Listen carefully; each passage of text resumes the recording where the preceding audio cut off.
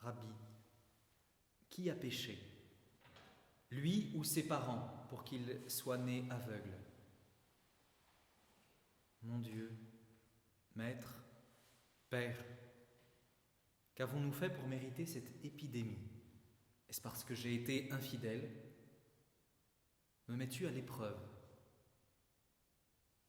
Voilà quelle pourrait être la traduction actuelle de la question posée par les disciples au Christ Jésus.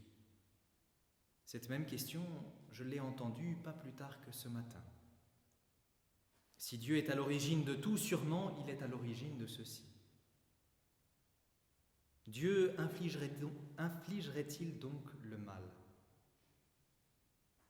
Ailleurs dans la Bible, au début du livre de Job, par exemple, nous pouvons lire « Nous acceptons le bonheur comme un don de Dieu, et le malheur, pourquoi ne l'accepterions-nous pas aussi ?»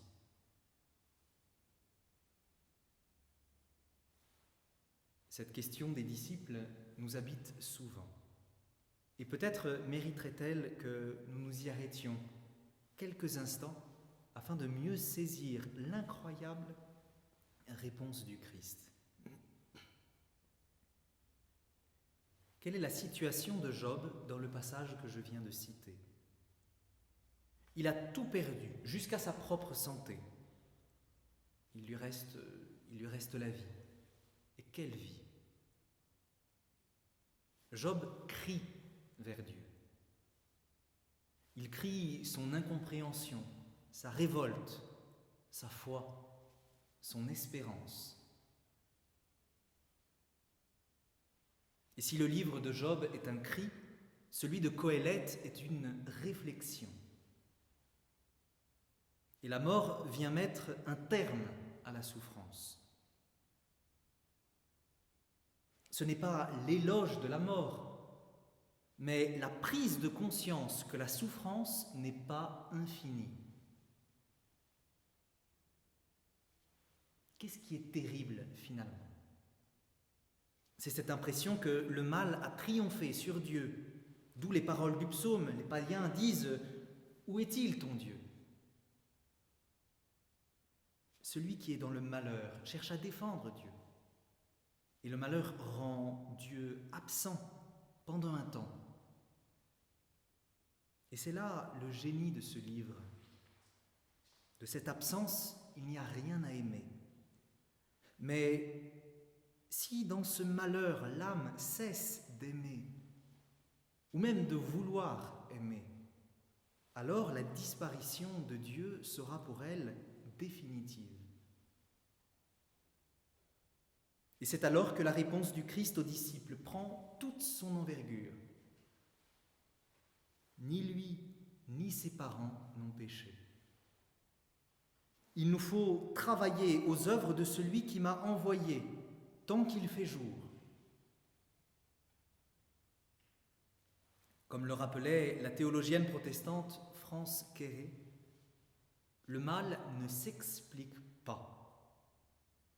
S'il s'expliquait, il serait légitime. Il s'incorporerait à l'ordre du monde. Il sculpterait une pierre de l'édifice et par conséquent, il cesserait d'être exécrable, puisqu'il participerait au bien individuel ou collectif. Non, Dieu ne veut pas le malheur. Mais du malheur, il saura faire jaillir la lumière, pour que les œuvres de Dieu se manifestent en nous. Alors même que nous nous étions écartés de lui, il nous a envoyé un fanion pour guider nos pas.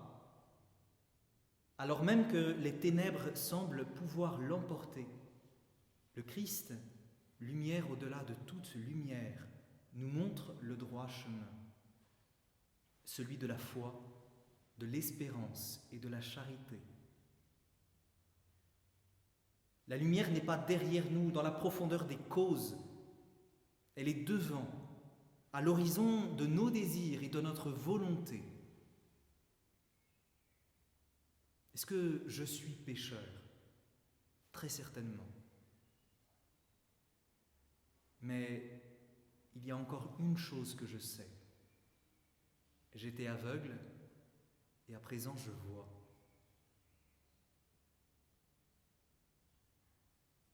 Alors comme nous l'entendons si souvent depuis ce début de carême, n'ayons pas peur d'aller nous laver les mains. Allons nous laver à la piscine de Siloé et prenons le savon de l'espérance qui brise les ténèbres de notre âme. Agissons avec toujours plus d'amour. Soyons porteurs de la joie du Christ afin de montrer le juste chemin à nos frères et nos sœurs qui souffrent et qui souffrent parfois tellement qu'ils ont l'impression que Dieu n'est pas. Devenons des fanions de paix, afin qu'au jour où le Christ me demandera « Crois-tu au Fils de l'homme ?» je puisse lui répondre « Je crois, Seigneur », et me prosterner devant lui. Je crois.